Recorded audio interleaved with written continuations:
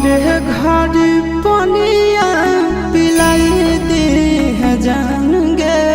कफन ओढ़ाई दी है टूटत ही जब प्राण गे मरे घर पनिया पिलाई दे है जान गे कफन ओढ़ाई दी है टूटत ही जब प्राण गे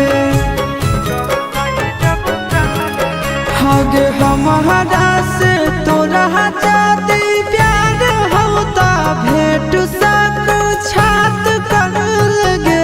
हगे सोनाया गावा हो भरती पा